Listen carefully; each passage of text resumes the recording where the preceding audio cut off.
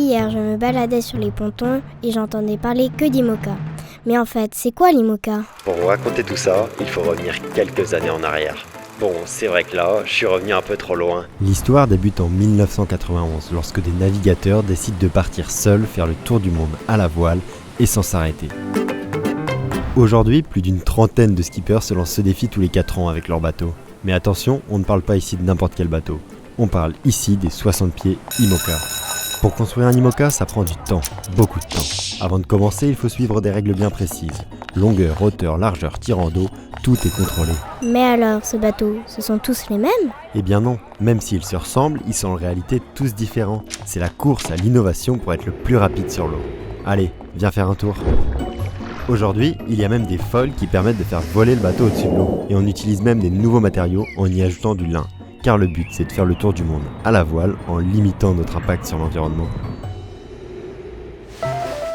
Pour ce tour du monde, on dessine des voiles sur mesure qui correspondent à notre bateau et qui portent aussi nos couleurs.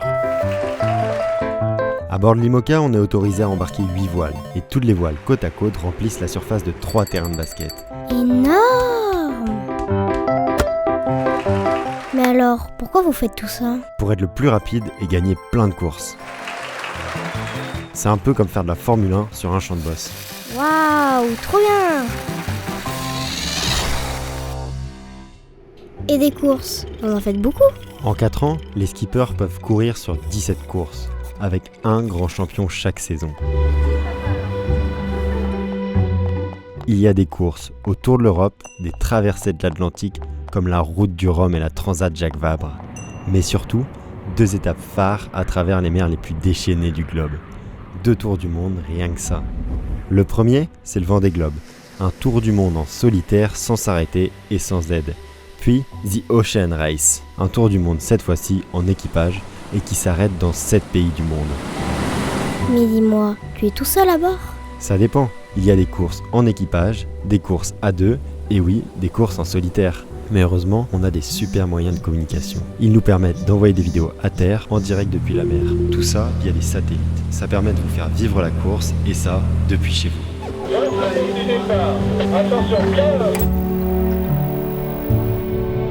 Courir en équipe, c'est bien plus qu'un skipper et son bateau. Nos concurrents sont aussi nos amis et on progresse tous ensemble dans le même sens. On a autour de nous une équipe présente tous les jours. C'est elle qui construit le bateau, qui le prépare et le répare si besoin. Bref, la course en IMOCA, c'est une aventure humaine. Et ça, c'est aussi grâce à vous qui nous encouragez au quotidien.